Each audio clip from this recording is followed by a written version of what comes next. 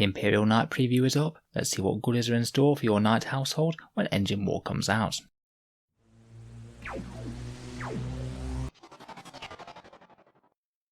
Hello and welcome back to Auspex Tactics, the strategy focused 40k channel, where we're all about getting the most out of our miniatures on the tabletop.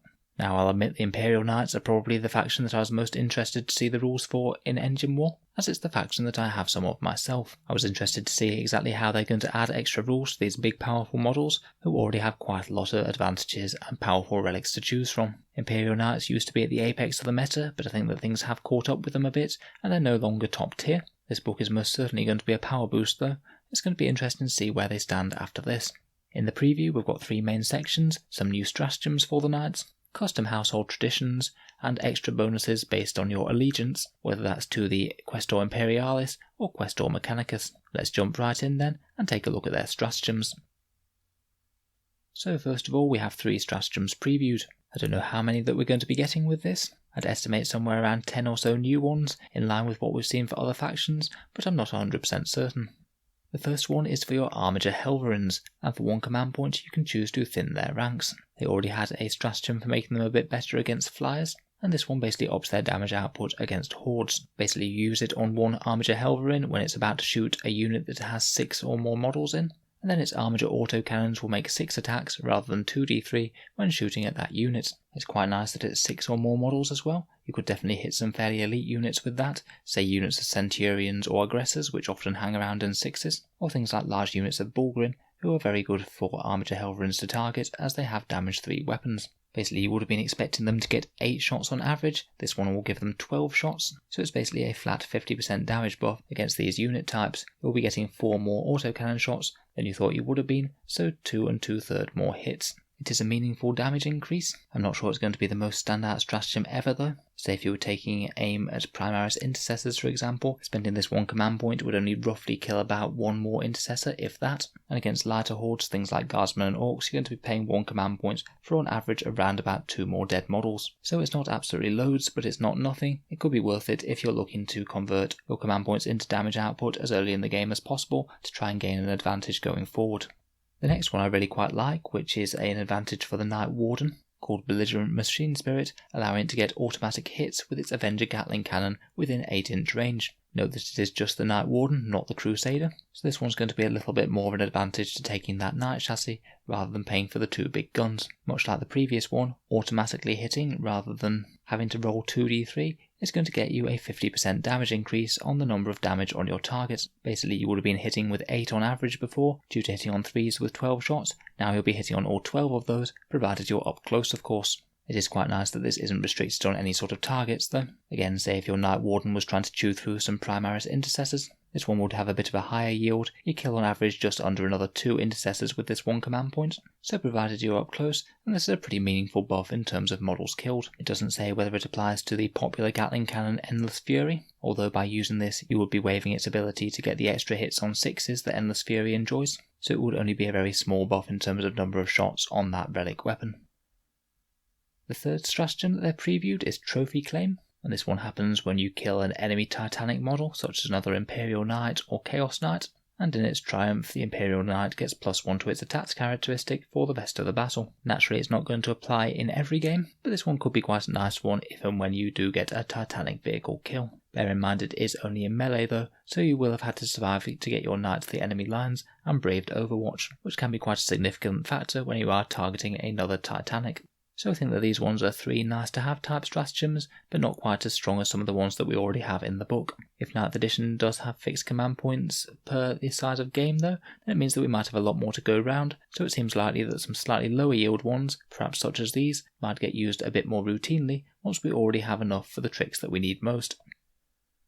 Much like the preview for the Chaos Knights the other day, we also get access to custom households, and again Games Workshop has chosen to preview 2 of them here. Like normal, we're going to be able to pick any 2 from this list, and the 2 previewed are Guardians of the Frontier and Stormstriders. Guardians of the Frontier is a bonus against big hordes, and unfortunately it only comes into play when you're fighting a unit that has 11 or more models in it. I must say not enormously strong compared with House Griffith, one of the Questor Imperialis ones that gets +1 attack when it charges or makes heroic interventions, no matter what the target is. Frankly, I think that this one's just a bit too niche to be bothering with. It's only really going to be worth it if you know that you're fighting against hordes, and if you do that, then it just gets a little bit list-tailory really. The other one, Storm Striders, is a bit more of an interesting one in my mind. First of all, you get +1 to their movement, which is definitely a minor buff, but certainly one that can help. But perhaps more importantly, you always use the top row of their damage table in terms of their move characteristic, regardless of how many wounds that they have left. This could potentially save you a few command points with Machine Spirit Resurgence, and could be particularly helpful if you don't have access to that if you're Questor Imperialis. Depending on what the other traits are, then I think that this could be a perfectly reasonable one to buy in combination with something else. If your Imperial Knights are, say, taking a bunch of things like Gallants or Warglaves, and headlong charging towards the foe. Naturally, with his custom traditions, we're going to be giving up things like extra relics, stratagems, and warlord traits, and some of those can be very helpful, so bear that in mind as well. It's certainly the case that with Imperial Knights having access to certain stratagems, such as the Tyrannis one to get your knight back up again when it dies, can be some of the most impactful things when you're choosing a household tradition. It'll be good to see what other options we get when the rules come out, hopefully this weekend.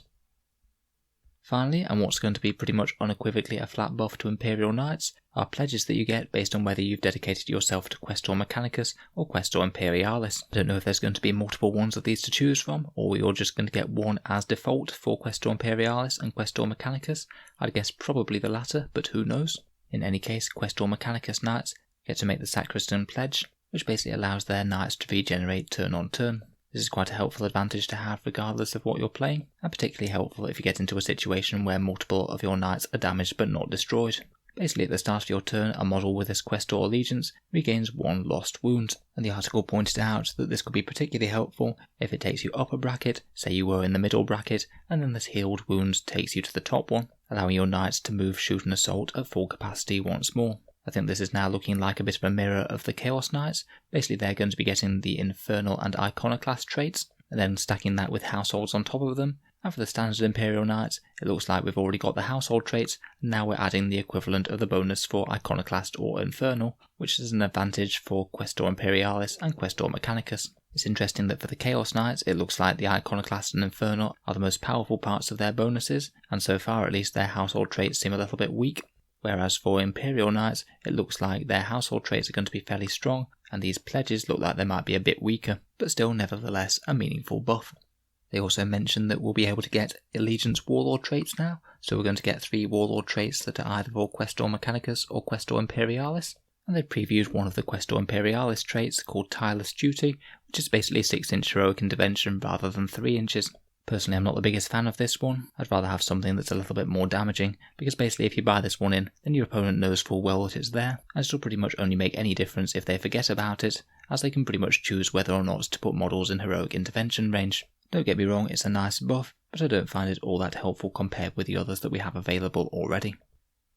So that's the roundup for today then. I'm certainly looking forward to Engine War at the weekend, and I'll certainly be covering the entire Imperial Knight section in full, so feel free to subscribe to Auspex Tactics if you'd like to see that.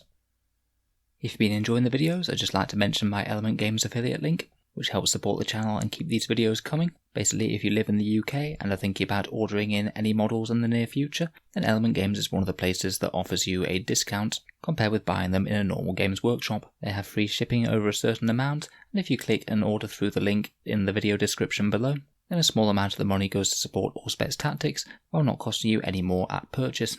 So it can be a way to support the channel if you were thinking about buying some models anyway. I do have a similar link for people in the USA and Canada for Amazon. They also stock the vast majority of Games Workshop products, and you can order them over the internet there. Again, if you click the link in the description, make an order, then a small amount of the money goes to this channel without costing you any more. And a big thank you to people who already have been doing this. It really does help to justify all the time that I'm spending making videos about model soldiers. In any case, a big thank you for listening, and I'll hope to see you guys next time.